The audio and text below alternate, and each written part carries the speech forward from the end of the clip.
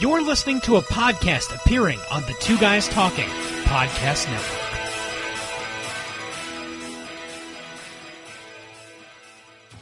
This is the weekly Firecast, episode 29. Steve Seabury of High River Sauces talks about the New York City Hot Sauce Expo.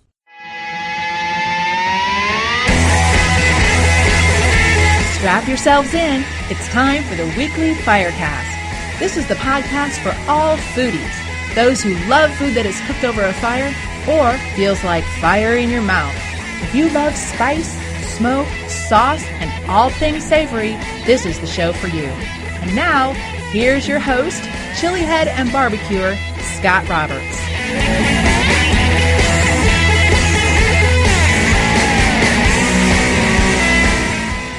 And a big hearty welcome to all the foodies, chili heads, hot sauce fanatics, spicy food freaks, grillers, and barbecuers everywhere. This is the only podcast, and as far as I know, the only show anywhere in the world that focuses on fiery foods and barbecue, that covers the whole gamut. So I'm glad you decided to listen, to download, to subscribe to this podcast. And real quickly, I wanted to say, if you know of anybody, fellow food fans, if you have any friends, relatives, uncles, brother-in-laws, or should I say brothers-in-law? Or however you say that. Anybody who is a hot sauce fanatic, who loves chili peppers, who loves cooking outside, grilling, and barbecuing, be sure to tell everybody about this podcast. It would be greatly appreciated. As a matter of fact, the main way that this podcast is spread in popularity is word of mouth, thanks to people like you. And without everybody, this podcast would not be possible. So, from the bottom of my heart, I want to say thanks. So anyway, there is a stellar show planned for you ahead. My main interview is with none other than Steve Seabury of High River Sauces. I think one of the best small batch hot sauce makers to come along in the past couple years. He and his wife Lisa are based out of New York City, and Steve himself is in the music industry. Not only has he played in bands, but he's worked extensively with marketing and promoting bands and concerts and whatnot. So the guy has used heavy-duty marketing skills that he's learned from all that and applied it to the whole hot sauce world. And not only that, but he's applying it to promoting the first annual New York City Hot Sauce Expo, which takes place in just a couple weeks from now, April 20th and 21st. So I've already interviewed Steve a couple times before, but I wanted to get his take not only on his excellent sauces that he makes for High River Sauces, but about the Hot Sauce Expo itself. You have to think, several years ago, a hot sauce show, as a matter of fact, any type of fiery food show, a major one on the East Coast, would have been almost laughable. But nowadays, with the growing acceptance of spicy foods, this type of thing is very plausible, if that's the right word. And it has a great chance of succeeding and becoming one of the major spicy food events throughout the year. So anyway, I talked to Steve all about that as well. And then on the Ken's Fiery World segment, of course, I always talk to Louisiana-based chili head reviewer and blogger Ken Alexander to see what's kind of up in his world this week. He also talks about High River Sauces and the latest sauce that Steve Seabury and High River Sauces makes called Grapes of Wrath, a nice fruity, berry-based hot sauce. Not only that, Ken also talks about just fruit-based hot sauces in general. So a lot of good conversation surrounding that. And then I give my foodie tip of the week. And my review of the week is on Jimmy's Spicy Jerky, fire-flavored jerky. So all of those great segments coming up in just a minute. A couple housekeeping notes. One, I wanted to remind everybody that I want to hear from you. Whatever type of feedback, questions, suggestions, comments, please let me know about it, whether it's positive or constructively negative. And there is a super easy way of contacting me. Simply go to the Two Guys Talking website at twoguystalking.com. That's the numeral 2, guystalking.com/Firecast. Go to the simple web form on the left-hand side of the page, fill it out, let me know what's on your mind. And whether you've listened from the very first episode or this is the first episode that you've listened to of the Firecast, I urge everyone to contact me because I love hearing from you. And also, I would like to ask everyone to please review and rate me on iTunes. And to do that, simply go to the Weekly Firecast link on the show notes of this episode, which you can go to at weeklyfirecast.com. Look for episode 29. All you do is click on the iTunes link and then click on the big blue button, View in iTunes, and that will take you right to the page. You'll just look for the Ratings and Reviews tab within iTunes. And if you love the Firecast, what I'm trying to do every week, please give me a good solid rating and just say a few words. It doesn't have to be, several paragraphs, just a few nice little words, but it helps rank the weekly Firecast within iTunes higher in the search results. So it allows more people to be exposed to the whole world of hot sauce and barbecue. So again, if you would rate and review it, again, it would be greatly appreciated.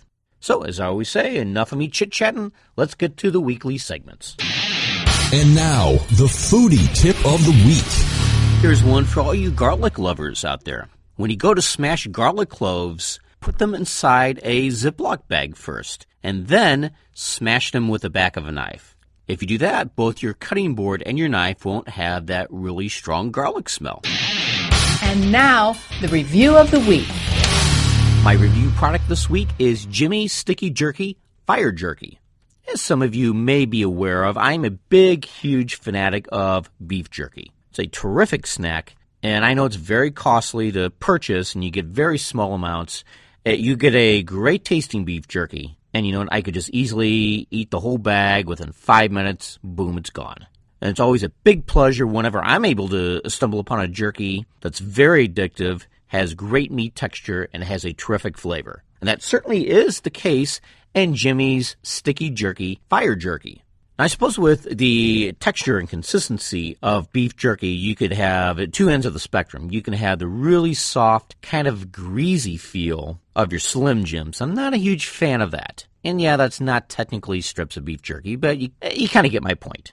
And then on the other side, you get these big gargantuan pieces of beef leather. Try to sink your teeth into it. You try to bite off a piece, and you're just chewing and chewing. And it becomes so laborious that after 2, maybe 3 pieces, your jaw is starting to ache. I don't like it that tough either. I like the texture of the meat to be nicely in the middle, where there's that little bit of chewiness, but it still gives away in your teeth. It's soft where it needs to be, but it's nice and bitey and chewy in other ways. And you know what? Jimmy's Sticky Jerky is such a quality product. And as the name implies, sticky jerky, well, it's not exactly gummy, which, of course, I don't want any beef jerky. I've had a few like that. I mean, you can literally pick it up and kind of press your fingers firmly into it, and you go to pull away, and there's that kind of adhesion, those split seconds where your fingers really don't lift off of the surface of the jerky. This is not like this.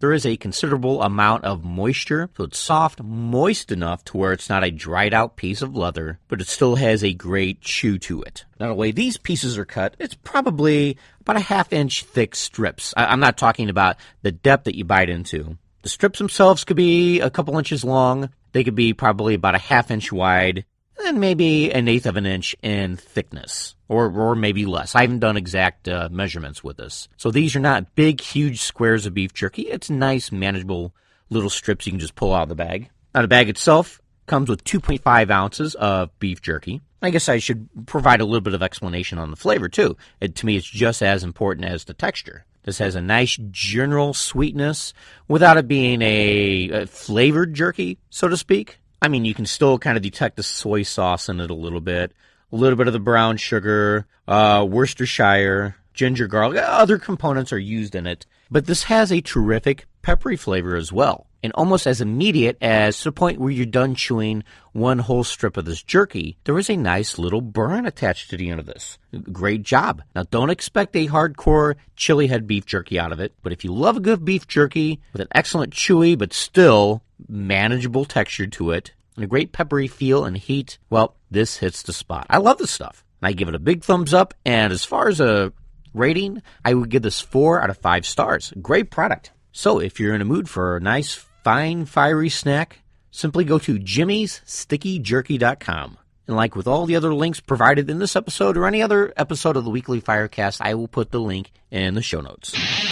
And now, Ken's Fiery World. And once again, I'm speaking with Louisiana-based chili head blogger and reviewer Ken Alexander. What do you have for us tonight, Ken? Hey, Scott, how you doing? I thought tonight we'd talk about, last episode we talked about kind of what goes into a review. I just, posted another review for Steve Seabury's High River Sauces the other day in Fiery World. So I thought I'd do a review of his Grapes of Wrath sauce tonight and just kind of put what we talked about last episode into practice and just kind of walk through this sauce and maybe just a little bit of conversation about just kind of the whole genre of fruit-based sauces. Which is one of my favorites. So let's go ahead and go with the sauce. Go ahead and give everybody a quick recap of what the sauce is all about. Okay. Grapes of Wrath is High River Sauces, and that's Steve and Lisa Seabury, and they're out of, I know that the New York City area, I think it's Beers Village, New York, I think is his address on products. And Steve has a background in hard rock, heavy metal. In the music industry, wrote a book, Mosh Potatoes, about heavy metal guys' favorite recipes. His wife, Lisa, is a mixologist, which, from what I've learned, is kind of a bartender on steroids. Comes up with a lot of really unique flavor sets. You know, I like Steve's sauces, and when I got a hold of this bottle of Grapes of Wrath, you go through, you know, when I go through, I look at label, ingredients, aroma, texture, heat, flavor, and overall. And this is just an incredibly unique sauce. It's one of those we talked about, you know, so we're going to talk about fruit-based sauces, and it's that, you know, Steve called this his seasonal sauce. I know he's not selling it in the spring and summer. It's his kind of a fall-winter sauce for him. And it makes sense because when you first, you know, open this bottle and you smell it and you get that aroma, you get kind of a fall flavor. You know, it's really kind of a cool, I think about harvest time, you know, is the first thing I thought about, even before I knew that was kind of his harvest time sauce, is how it struck me. And then I look at, and I don't know if, you know, maybe on the website you'll, you know, post a picture of the bottle or whatever. And I talk about this in Fiery World and his, the review on his Rogue sauce. You know, Steve, it's amazing. Steve blends the colors in his labels to match his sauces. And I don't know if that's standard in the industry, but I picked up on it on his sauces. And all of his labels, all of his graphics from a color standpoint are very complimentary of his sauce. And that's marketing genius to me. It's very appealing to the eye. And as I said in my blog, in Fire World, that I think Steve's one of the marketing geniuses of the hot sauce industry. He really pairs, you know, he really capitalizes on kind of that heavy metal vibe. And back to the sauce, the labels play that. It was my point in the label. And then the aroma is very unique. And so I start looking to see, well, what's inside of this sauce, and it was like, oh my gosh, you know, and I don't know, have you tried this sauce, Scott? Yes, I have. I first tried it at last year's Weekend of Fire, and then he sent me a bottle probably a month or two after that, whenever he first developed the labels for that. Okay. You know, for me, I start looking, then I look to see what's in it, and it's like, this is one of the most complex ingredient sets in a sauce that I've seen in a long time. And I'm going to see if I can do this without taking your entire episode. You know, it's grape juice, pineapple, pickled red cabbage. Okay, I don't see a whole lot of sauces with pickled red cabbage in it, and that's made up of apple juice, cider vinegar, apple pieces, and red cabbage concentrate. And then he's got a little bit of Cabernet, and then blueberries, strawberries, blackberries. And so I've already counted grape, pineapple, apple, blueberry, strawberry, blackberry, 6 different fruits. Then he's got red habaneros and scorpion peppers. And then he rounds it out with garlic, cinnamon, ginger, brown sugar, honey, salt, lime juice, and pumpkin pie spice. So it's like, holy cow. I mean, this is like the kitchen sink of sauces. That actually kind of reminds me of Chad Locock's sauces of Race City Sauce Works. It's not that he always has 50 different ingredients, but it's just the oddity. It's the just all kinds of strange components that he puts together and somehow coalesces into one kind of unifying odd flavor. Exactly. But, you know, even for me, this flavor wasn't odd. He came up with a harvest flavor that's grape-like.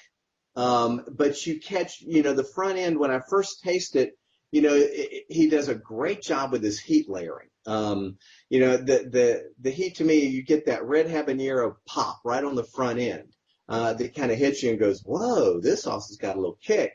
And then that slow burn of the scorpion pepper that comes in, but not overpowering. It's never an overpowering heat that slams you back, that takes away from the flavor profile. And that's what I think is so critical and so difficult for so many sauce manufacturers. But he takes all of these ingredients, he takes all of these fruits, and then he takes pickled red cabbage, and he takes pumpkin pie spice, and he turns it into something that for me was a 4.5 on the flavor scale. It was so deep and rich and complex in the flavor set that I was truly blown away by how much I truly enjoyed this sauce. And so then I start playing with it. And for me, kind of one of my signature things is turning into a signature thing is making salad dressings out of hot sauces. And with all the fruit-based sauces, it's real easy to do that. And, a little cracked black pepper, a little salt, a little olive oil. Sometimes I'll do a chili-infused oil or an herb-infused oil, depending on the sauce that I'm doing, and I'll whip it up and then put it on a salad. This was awesome, with the grapes and the blackberries and the cab and all these others. But I used it as a finishing sauce, kind of a glaze on some chicken. It's always pork tenderloins, a staple in our house, veggies, greens, asparagus. I had some leftover whole wheat pasta and just put it that was done in a little bit of olive oil and cracked pepper and salt, on the skillet, and then just mixed it in with that. It was awesome. It was great with fish. Now, I haven't tried it with a steak, but I'm really kind of curious to see if you could kind of craft a steak sauce out of this. But, overall, I can go on and on, but this sauce overall, man, it gets a 4.5 from me.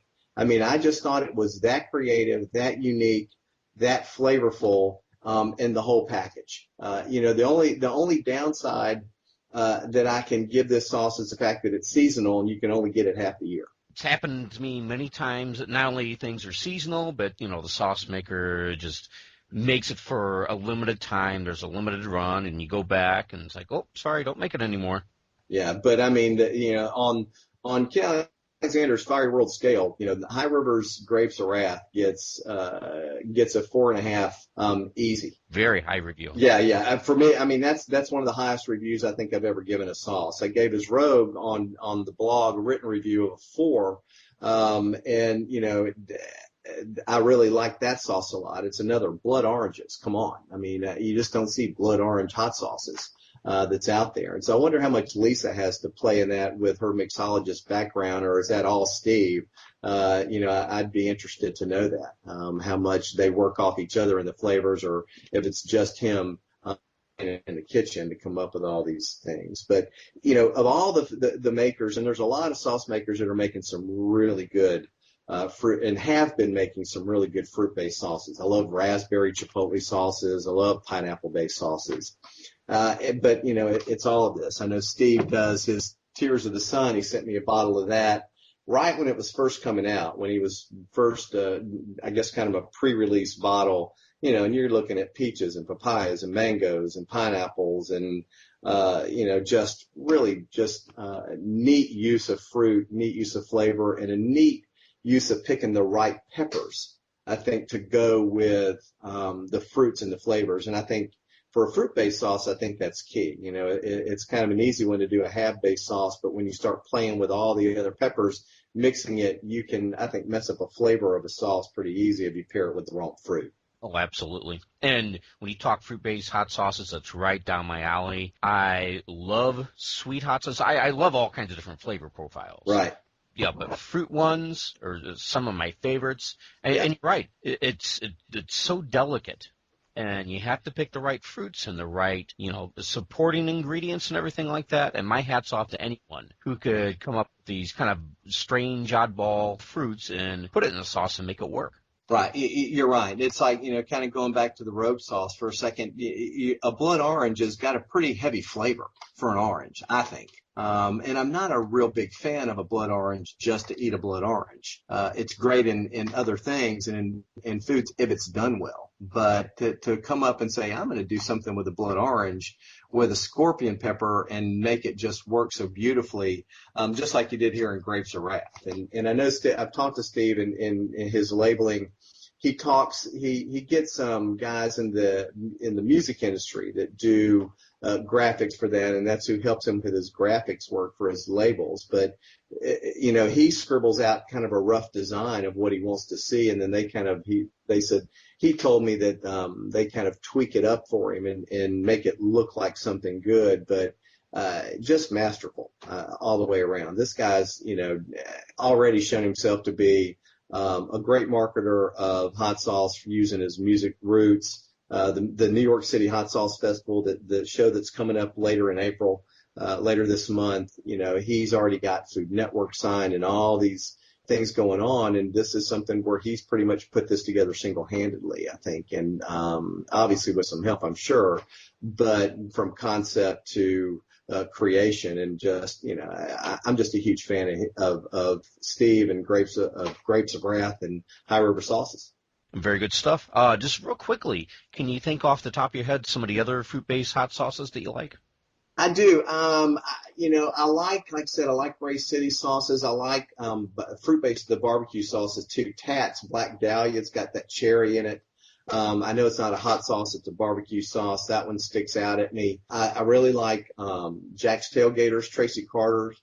His raspberry chipotle sauce, I think, is probably my favorite that's out there, and it's one of my very top sauces overall. His pineapple orange hab finishing sauce is a good sauce, really good sauce. Oh, brilliant. Yeah, it really is. Sauce of the year last year.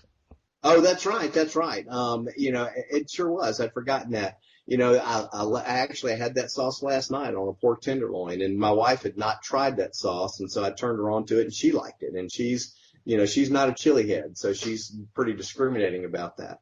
Another sauce that's in my top 5 sauces is Red Hot Robin's Chipotle Mango. The smoke, and then with the mango in it, that's such a good, just a general purpose. I use that as kind of a general purpose table sauce, and I really, really like it a whole lot. And so I know her and Flamin' Joe, and always their jellies and things that they do, but that Chipotle Mango habanero sauce of Red Hot Robin's is one of my all-time favorites as well. Very good. Is there anything else that you want to talk about fruit-based hot sauces tonight?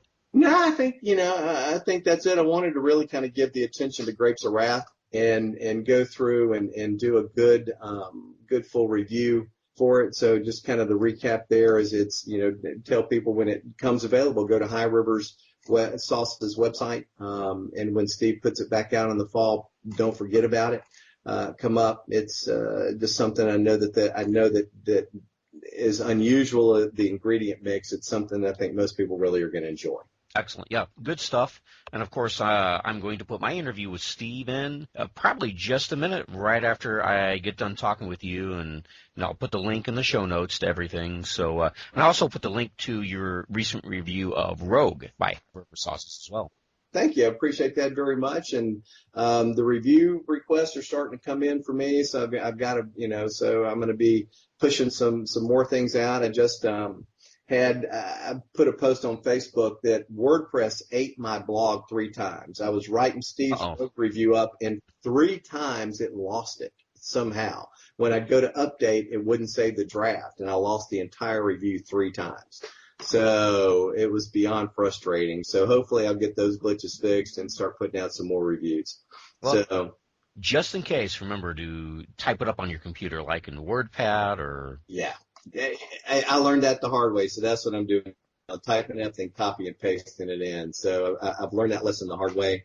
So anyway, but that's pretty much all I got tonight, Scott, except to remind everybody that listens in to always look for your podcast and always remember that it's a fiery world. And now, the Fire Talkers interview.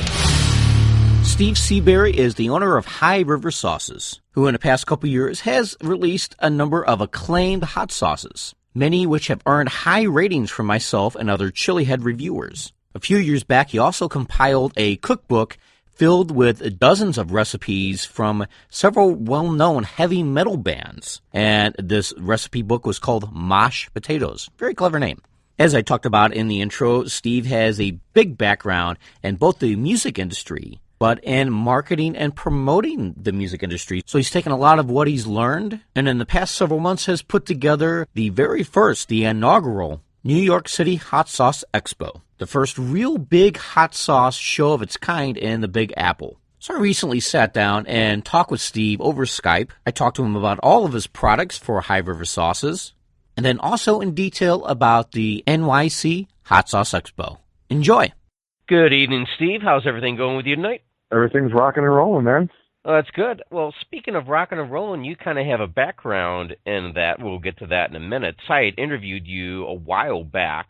I mean, your great interview as always. Anybody who's into rock and roll, heavy metal is a big interest to me. Now, what is your background regarding all of that?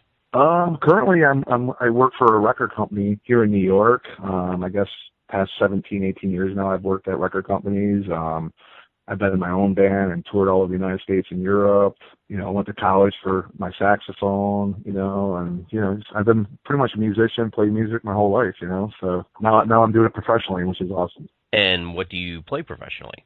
I just, right now I'm just, a hobbyist, but I play, my main instrument was the saxophone, and then I played bass guitar in, a couple bands, and, now they're just wall pieces now. Oh, okay.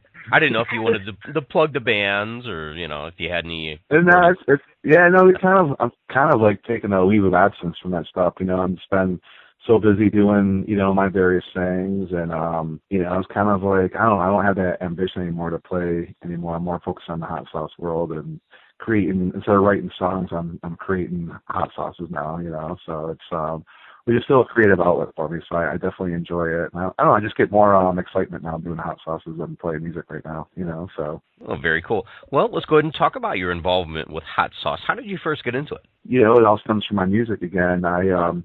When I started working, traveling with bands, I always made hot sauces because, a lot of musicians, especially on the developmental side, we would always, either get pizza at the venue or the venue would give us like $10 each for a buyout and be like, all right, just you spend it wherever you want, So we always go like Taco Bell or something nasty and disgusting and cheap like that, which I still love Taco Bell. So I just hated their hot sauce, man. So I would always bring my own, man, and slather it up, and people just started digging it, man, and bands started talking with each other, and I'm getting, phone calls or emails like, hey, dude, I love your sauce. Can you make a song? Because we're going on tour. So I'd be like, yeah, dude, and send them a, mason jar full of it, whatever. And I don't know, kind of just, took control of that. And next thing you know, I started, as everyone, oh, dude, your stuff's so good, you should really consider doing it. So one day I said, screw it, let's do it, So I put, that's when I met you. I put Hellacious, in production, and it's kind of taken off from there. Now, the current recipe for Hellacious, is it pretty much the same thing that you started off with? No, I definitely changed it some. I've definitely taken people's feedback. Before when I was on a tight budget, I tried to make it the best I can within my budget. But I really didn't like it that much because, I liked it, but it was like, I knew the original tasted so much better, So once I started growing, I changed it up and did some different things I normally do, and so it's a little different, but it's still the same concept. Now, how long was it from the point that you created the sauce until the time that you released your sauce under the banner of High River Sauces? I was probably like messing around for like 7-8 months, doing, various recipes, like which one do I put out first, tweaking it here and there. And, I decided to go with the Hellacious first because I just loved it. It went great with my grilling stuff that I like to do. And, I got an opportunity to sell it on one of my tours, the Metal Alliance tour. So, right off the bat, I put it out, and I had a pop-up store in every single market, traveling around the country, and it's kind of taken off. It actually was 2 years ago on Saturday that High River was born. It was pretty cool. And where's the time gone? Oh, man. It goes by fast. Well, let's talk about your other products. I personally think that all the other sauces you have in your stable and your lineup are, pretty much excellent. And I know that you've collaborated with others, but let's go ahead and talk about all those. Next one would be Tears of the Sun, order that they were released. Tears of the Sun, yep, that was our second one. One of my good friends, Chris Caffrey, he's a New Yorker, and we're both travel the same circles, and he's a lead guitar player of Trans-Siberian Orchestra, and just a fellow gun-toting chili head, we always like trade recipes and stuff. And when I told him I was going to start a hot sauce company, he was like, yeah, dude, we should do something together. And eventually, as Hellacious started gaining the buzz, I was like, let's do it, dude. So, he sent me the recipe, and I was like, oh, man, we got to change it like this, man. And he's like, all right, let's change it. And, we worked on that for a long time, trading recipes, trying different things. And we finally got to the point where we're both like, dude, this is awesome. Let's just go with it. And I was like, all right, let's roll, man. So Tears of the Sun was born, and that one quickly got a lot of exposure, and people really love that sauce, man. I mean, there's some diehard Tears of the Sun fans, which is awesome. No, what about Rogue, the Moruga Scorpion Blood Orange sauce? Yeah, that one, I was messing around with that one for a while, too. I really love the blood oranges. One of my good friends, was like, dude, you got to make a sauce with blood oranges. And I was like, yeah, man, and, you started messing around with things. And I just, every time I made it, I just became more and more in love with the sauce. And I started adding different things and just trying it and just elevated and evolved. And, finally I was like, I'm pretty confident in this. We released it last year at the Weekend of Fire. That was our first time putting it out. We actually sold a lot of cases of it, so I'm guessing that people like it. So I was very happy. No, it's a great sauce. I love it. Yeah, it is. It's quickly becoming one of our bigger sellers now, so it's pretty cool. Yeah, somebody took my last bottle of it, so I'm going to have to get some here real soon. Yeah, no worries, dude. No worries. The one you just released, Grapes of Wrath, tell me a little bit about that. Grapes of Wrath was actually one of the first recipes ever. I was really scared to put it out because I wasn't sure what people's reaction would be, because it's definitely a different kind of sauce. So what we're going to do is we're just going to release it, during the fall, because there's a lot of fall tones to it. Stuff that just stuff that I think growing up, say, in New York, like some of the, it's got pumpkin in it, it's just, isn't it? So it tastes great with turkey and ham. That was kind of what we made it for, just to stuff that what we would normally historically eat during Thanksgiving or Christmas meal. So we kind of did that, and it got a great reception, man. We made 125 cases, and I just sold the last case maybe last week, so it's now done until October. So I got a quick buzz on it, and people are really genuinely happy about it. People are buying cases of it. It was awesome. So that one's pretty much just going to be seasonal? Yeah, I'm just going to release it during the seasonal. It's kind of like I'm a big beer connoisseur, so this is my take on a seasonal brew, Yeah. And then you had one in there in between, the Top Fuel Verde sauce. Now, personally, I thought that was kind of like maybe misunderstood. I don't want to say mismarketed. I mean, that's just my own opinion. Why don't you give me your thoughts on that one? One of my good friends, Chris Santos, we became really good buds when I put my cookbook out, and he got a letter from Simon and Schuster, people who published my book. He heard about it somehow, and he got a hold of me. And he's like, dude, I'm a big metalhead. I got to meet you, man. I was like, all right, cool. So we went down to his restaurant, and I was like, holy cow, man, a Food Network dude's calling me up, and we hit it right away off, dude. And he's like a big metalhead like me, and we go out drinking every now and then and go to concerts and stuff. So we became really good friends, and he really saw what I was doing. He saw it, taking off and getting a buzz, and, we were speaking. He goes, man, I'd love to do something with you. And he loved the fact that I'm a, musician too, and he wanted to do something with Stephen Piercy, because Riot was one of his favorite 80 bands. And, I told him that Stephen was actually emailing me about doing the sauce. So we did it together, but it kind of got misunderstood, I guess. A lot of people confused it because they thought it was going to be a hot sauce when it was a verde sauce. So some people were like, oh, it's not hot, I don't understand what this is. Some people thought it was too oily and stuff. So it got a lot of bad press right off the bat. But we sold it. People loved it. They were buying it. But it was just got a little too crazy for me, dealing with three people as opposed to just, So I decided that it was too crazy and too hectic, and I decided to, I told Santos I was going to put it away. So he's like, yeah, let's do something else in the future. I'm like, yeah, definitely. So we're already talking about doing something different where we're not going to have a rock star component. We're just going to do it ourselves, We don't need a headache. Yeah, so that one's pretty much history, and you're just going to come up with a new formula at some point? Yeah, we'll come up with something else, and I do like the fact of having that verde because people, some people want mild and some people want hot, so that was like the bottom level mild, but I'm working on some recipes right now, doing some, a fire roasted habanero, jalapeno, and just trying to do something cool like that, Very cool. Before we get into the New York City Hot Sauce Expo questions, other than that, are you working on anything else? What do you see for the next year or two for High River sauces? I mean, my whole philosophy is 300 million people in this country, and I've only sold X amount of units, and I got a lot more to sell. So we're just going to focus on what we have. We really believe in the product. Probably release 2 hot sauces this year. I'm working on margarita mix.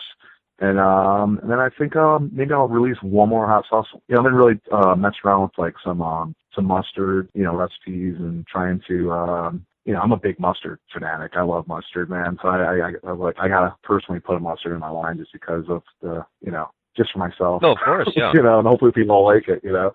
But yeah, I don't want to get too crazy, you know. I just want to, you know, market what I believe in, and you know, maybe we'll put out a spring sauce or whatever, you know, just mess around with things and take it from there, you know. I'm not looking to put out 100 sauces a year, just looking slow and steady, man, you know. That's the way to do it. Yeah, exactly.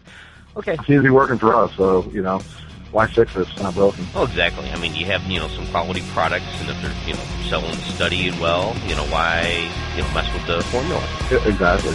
Yeah, so. We're going to take a little commercial break, and then I'm going to talk to Steve about the first annual New York City Hot Sauce Expo. Stick around. Streetscape Television isn't just another television program. It's a piece of perpetual digital advertising that helps you and your company, business, or effort grow its digital footprint. Learn how Streetscape Television can guide you and your business or effort into the future of what the web has to offer today by visiting streetscape.tv. That's streetscape.tv.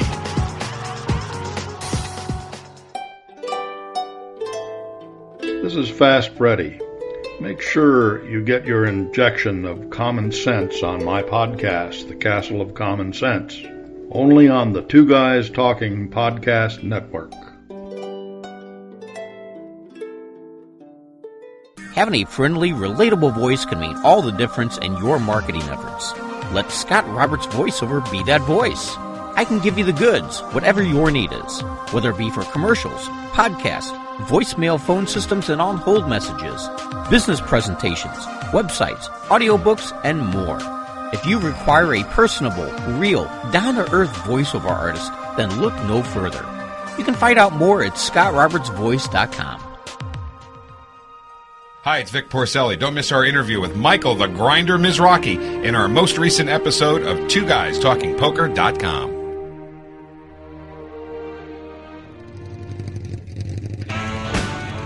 Two Guys Talking Nostalgia Engine is here, and we need your help. Two Guys Talking has begun stockpiling reviews of great, classic movies, and we want to know what you want us to review. Access twoguystalking.com now and tell us which classic movies on DVD and Blu-ray we should put into the Two Guys Talking Perspective Review crosshairs and help us fuel the internet's best repository for engaging, nostalgic feature film reviews. Access twoguystalking.com and click any one of the Nostalgia Engine pictures. Tell us which movies you want right now. Action, horror, comedies, even the occasional rom-com. Access twoguystalking.com. That's the number 2, guystalking.com. The Nostalgia Engine. Ride in nostalgic style while you listen. twoguystalking.com.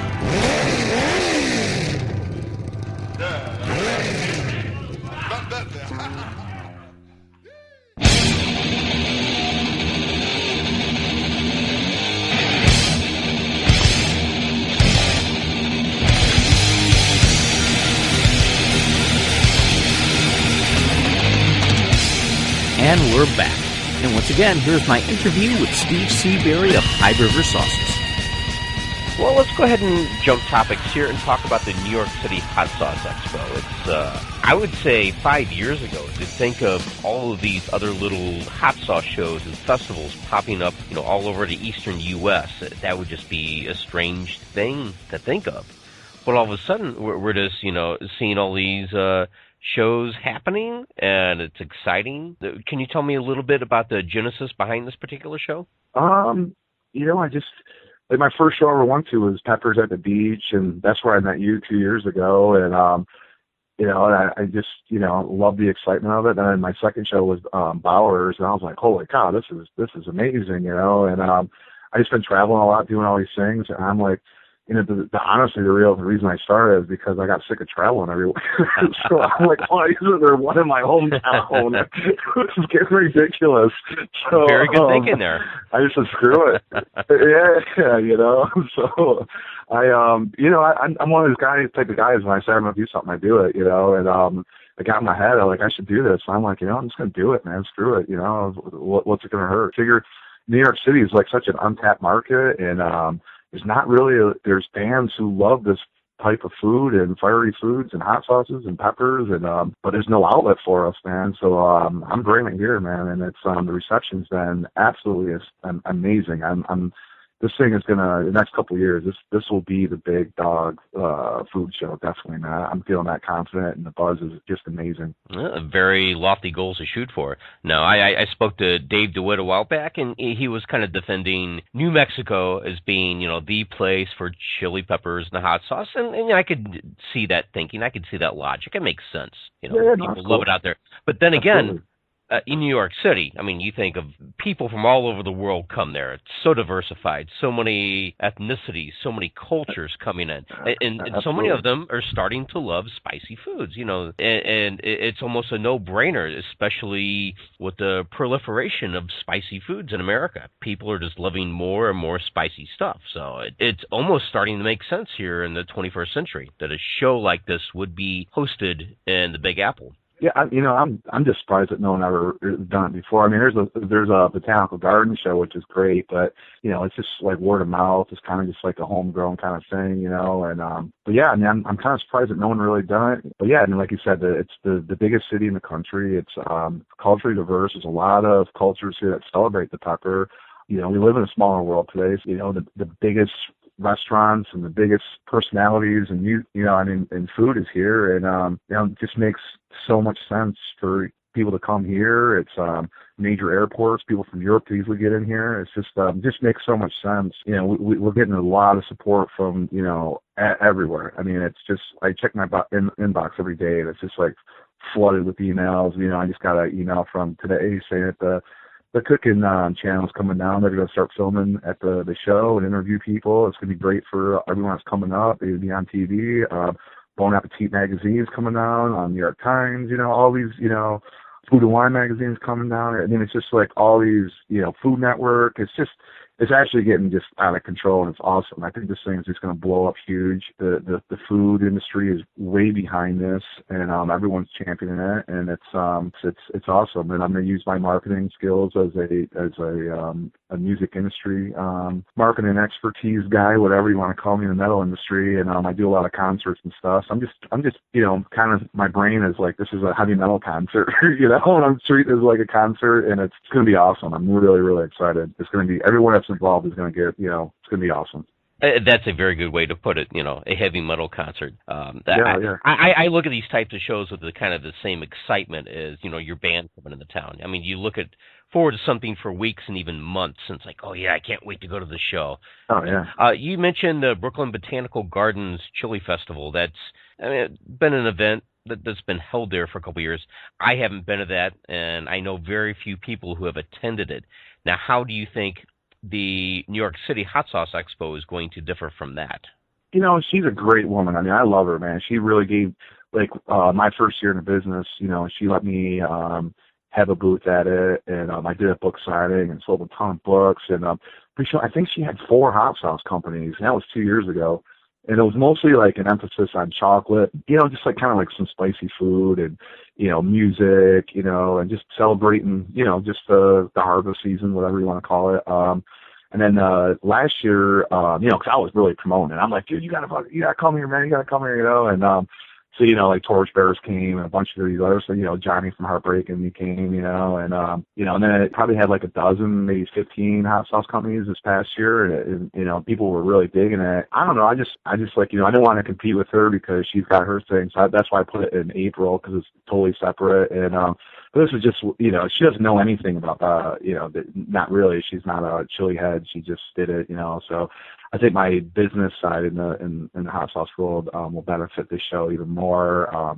You know, we're going to have like 40 plus hot sauce vendors there. You know, we got prime real estate. I mean, it's right there. I hired a PR campaign company to help out with the press and just getting stuff done. And it's just really snowballed. This is going to be very, very big. I'm really excited about it. Wow, 40 plus vendors. That's very, very big for a first year show. I mean, you usually live in a city with 8 million people, so we're gonna rock and roll this thing, dude. There's a saying in New York City: if you can make it here, you can make it anywhere. And trust me, I've been living in the city for 18 years now, so I ain't going anywhere anytime soon. So this is gonna be, you go big or you go home. That's my philosophy. But yeah, the show this big, this size, it's certainly for anyone in the area. It's not something to miss. Now, who are some of the vendors going to be at the Hot Sauce Expo? Our website is nychotsauceexpo.com. We're going to have, we got like Cajuns coming in, obviously High River sauces. We're focusing on like the East Coast dudes, we got Big Fast coming in from Chicago, Torch Burst, Pennsylvania, Pucker Butt, South Carolina, Dino's is coming in from New Hampshire. We got Volcanic Tires is coming in, Dirty Dicks. We got people from Portland, Oregon flying in, Baltimore, just everywhere, man. Focus, DEFCON sauces are going to be there. So and there's a lot more that, they're coming in and just waiting for their applications to come in. But, it's becoming pretty exciting. I'm really excited. It's going to give New York City a taste of some really awesome hot sauces. I'm really excited about it. No, I'm looking at the vendors page on the website right now. A lot of great vendors there. Some of my favorites. Yeah. Oh, cool. There's so many different flavor profiles. Anybody attending this will get, a really good taste of what's the best in the fiery foods industry right now. Obviously, not everybody, not everybody could attend every single show, but yeah, you got a good cross section here. Right. Now, what about some of the other activities and contests that are going to be at the Expo? We got an awards show. It's called the Screamin' Mimi Awards, and it's we got judges from the Food Network to magazines and local print, from New York Times to the Post. All these food critics and a couple of up and coming new chefs are all going to be judges for it. So this is going to be a you win this, man. These judges are now hucklebucks, man. These are real deal judges, and this is going to be a good honor to win this. And the only thing that stinks about me hosting is I can't enter High River sauces in there, so I guess take the good with the bad, But then we're going to have some eating contests, and I have like some of the, hot sauce companies sponsoring those that promote their line. And, basically my whole thing is to educate the people in New York City what a real good hot sauce is supposed to taste like. And I want all these hot sauce companies to be heavily promoted and become a household name in New York City. And there's a lot of disposable income here, and hopefully they'll sell a lot of hot sauces. Great marketing and advertising opportunity. Maybe not advertising, but just good way to get the word spread out. Especially people don't know. Well, what are good habanero sauces? What are good chipotle sauces? And some of the other categories that you have. And so just to be exposed to that, that's tremendous. Yeah, like tomorrow I got a package going out. Like Rachel Ray's people contact me and they're like, "Hey, we heard about this event. Could you send us some hot sauces from some of these vendors?" I'm like, "Yeah." So I'm taking, a handful of the people that submitted stuff for the awards show and sending Rachel Ray a box tomorrow, and I'm hoping that helps out. The Today Show, which is a national show on NBC, they expressed interest in doing some stuff for the show too. I got the Food Network that's coming down, actually film, the cooking channel coming down and film at the event and interview some of these sauce guys. So this is what New York City brings. This is the top of the line. It's just going to be, everyone that comes here is going to get something out of it. It's going to be awesome. And it certainly sounds exciting. What are all the details, the dates, the times, prices for tickets, all that kind of stuff? We're doing April 20th and 21st. The Brooklyn Borough President and the Mayor of New York City actually are going to be doing a proclamation on Saturday saying that New York City's official day of hot sauce is on April 20th, which is funny. Nice. So it's going to tick off some other people that think April 20th is something else. 420. What does that mean? But, I don't think the mayor could ever say anything official about that. So, yeah, it is pretty funny. But it's April 20th, 21st. We're doing doors at 10 to 6 p.m. We're doing it really cheap, man. Come on down and kids are for free, and $10 for everyone else. We're offering different VIP packages. Our best one is $100, and you get a free bottle of high river sauces. You get Chili Pepper Magazine subscription. You get open bar, free food. We're rolling out the red carpet, man. We want people to feel good and have fun and experience something that they probably never experienced before with some amazing sauces. Very cool. And to everybody listening, that is at nychotsauceexpo.com. As always, I put the link in the show notes, so just go to weeklyfirecast.com or scottrobertsweb.com. Just look for this episode number. Click the link. You'll find out all the information there. Saturday, April 20th, Sunday, April 21st.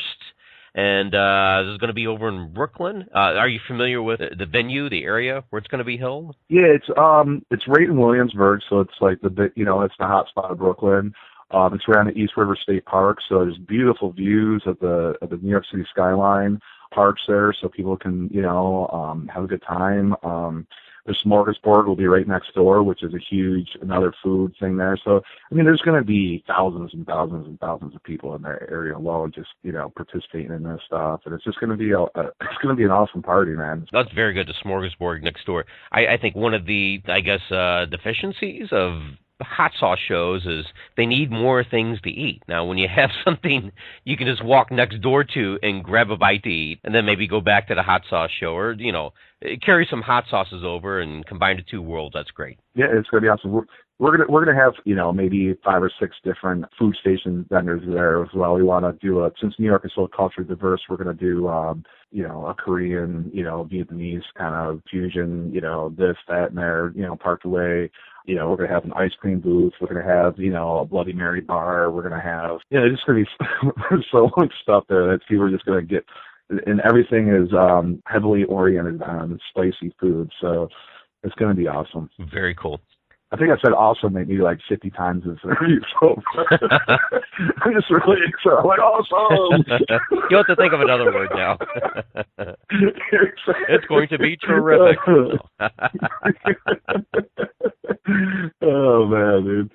But yeah, everyone is. I just got my posters in. I'm like all excited. So I'm gonna be sniping Brooklyn. The Donald Band posters everywhere. Everyone's loving the artwork. It's just like I said, man. This is an Iron Maiden concert, man. That's how my perspective on this stuff. And then what is going to be the Eddie of the concert? Everybody who's not an Iron Maiden fan, that would be the big giant mascot for Iron Maiden. That's funny. Maybe K-John could do that, Ralph. There we go. Put a mask and go around scaring people or something. Yeah, exactly. Yeah, we actually got some cool stuff. We got like Saturday we got the chicken wing cook-off, which were the 10 biggest and best restaurants or chicken wing places in all the 5 boroughs competing against each other for a trophy and a cash prize.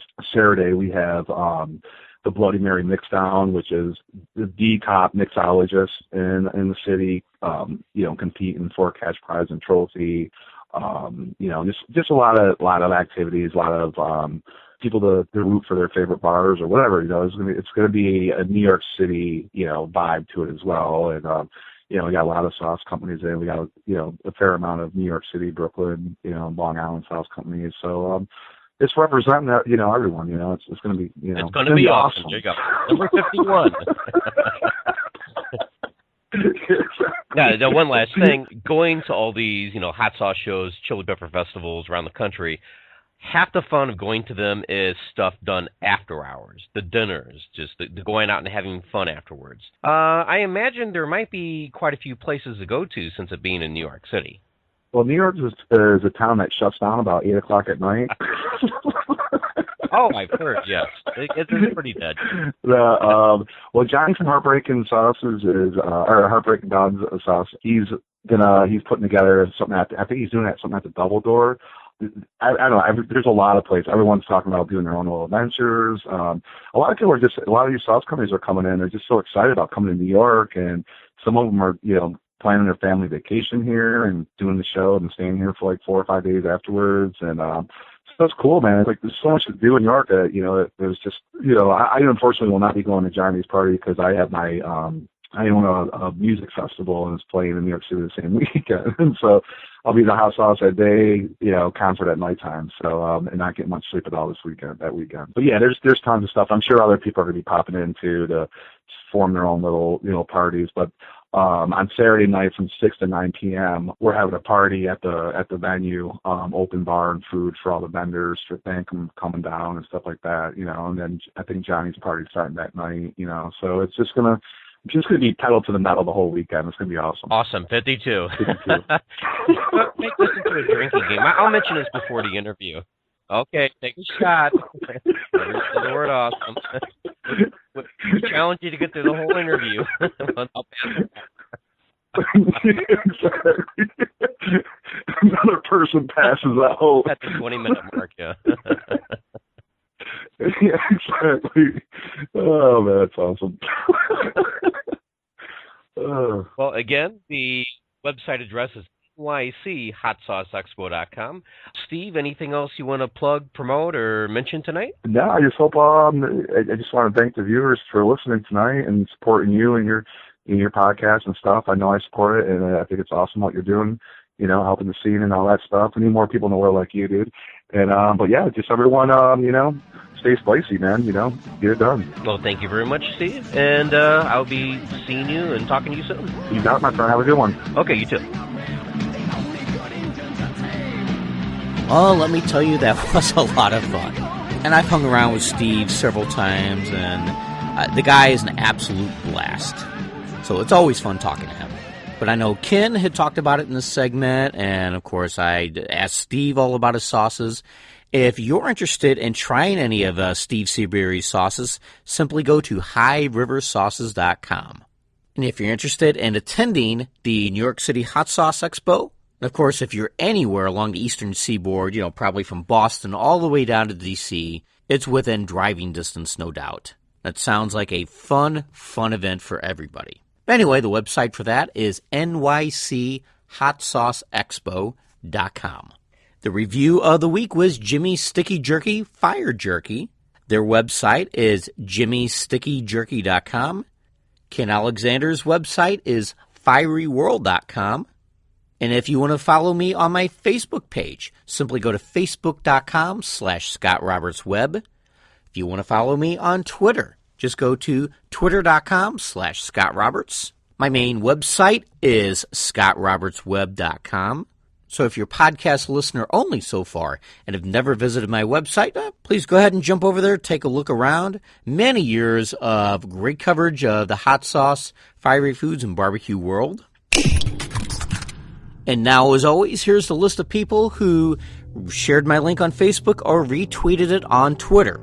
And here's how it goes. If I post a link to a new episode of the Weekly Firecast, either on Facebook or on Twitter, you shared a link on Facebook, shared a link on Twitter, I will mention your name or your company's name in the very next episode.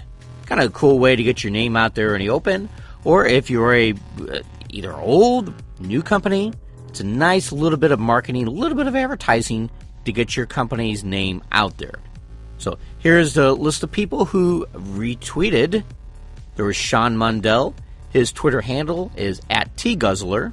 There was Jay Prince. His Twitter handle is Prince_of_Q.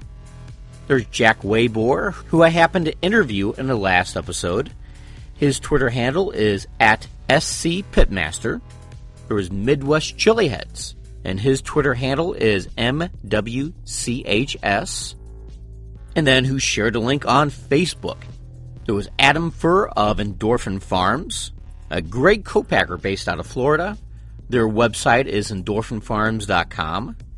There was Jim Duffy of Refining Fire Chilies, a great source for chili pepper seeds, plants, pods. His website address is refiningfirechilies.com. There was Mike Eisenberg of Wicked Cactus Sauce, one of the best newer manufacturers of hot sauces out there.